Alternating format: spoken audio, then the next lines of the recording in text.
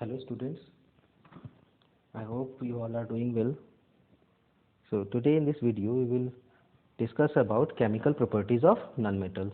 Okay, so let's start with the first property, which is electronegative character of nonmetals. Okay, so nonmetals have electronegative character. They accept the electron and form negatively charged ions. As you can see in this picture, the non-metal is attracting the electrons. Okay, so this is the property of electron. Like chlorine, they accept one electron and make chlorine ion. Oxygen, they accept two negative electron and make oxygen ions.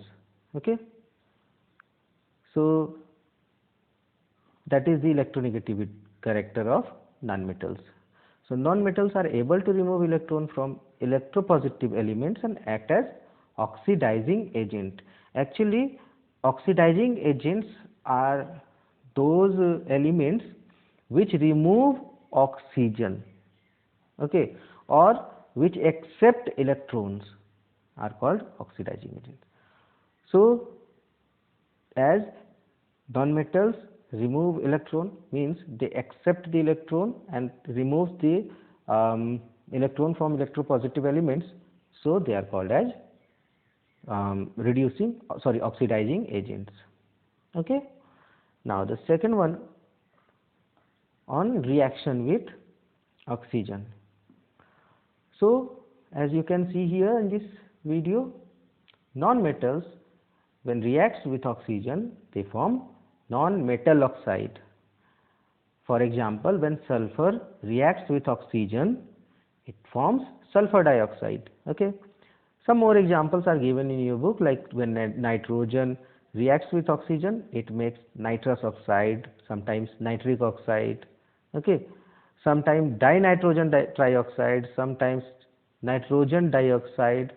So it forms oxides. When carbon reacts with oxygen, it forms carbon dioxide, carbon monoxide. Likewise, when phosphorus reacts with oxygen, it makes phosphorus trioxide or phosphorus pentoxide. Okay, so this is how we can see that on reaction with oxygen, non-metals form non-metal oxide. Okay, and the non-metal oxides are acidic in nature.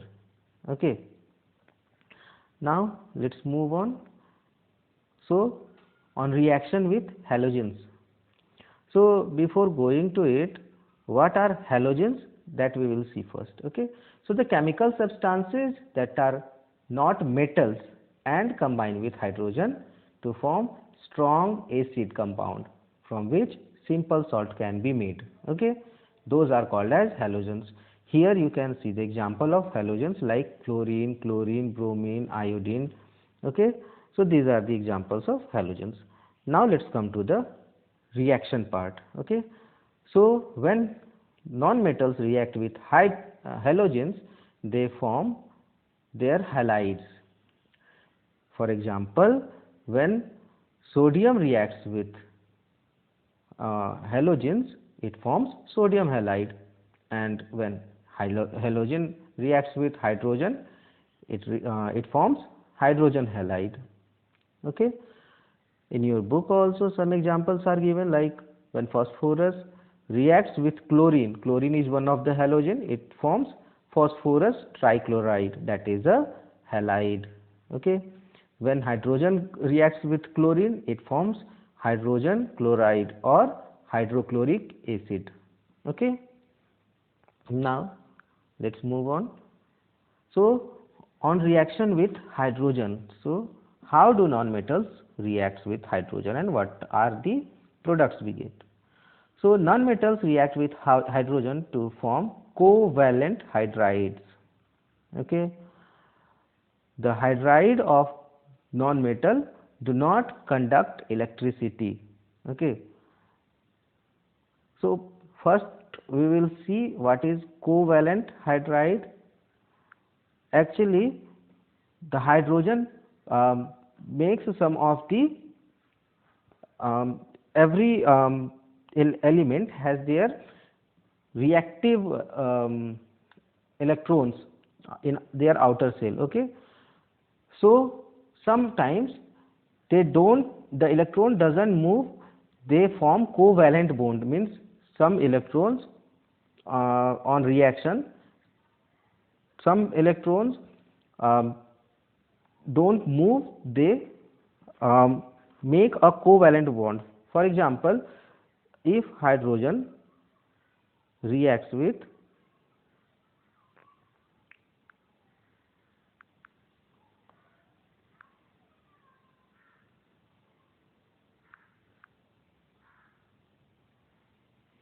if hydrogen reacts with chlorine, it forms HCl. Okay, here hydrogen has one electron and chlorine has one extra electron in it. So hydrogen requires one electron to fulfill its valency, whereas chlorine also requires the only one electron to fulfill its valency. So chlorine and hydrogen forms a covalent bond, okay, which is represented like this, okay, to form hydrogen chloride. Clear? Now let's see on reaction with acids.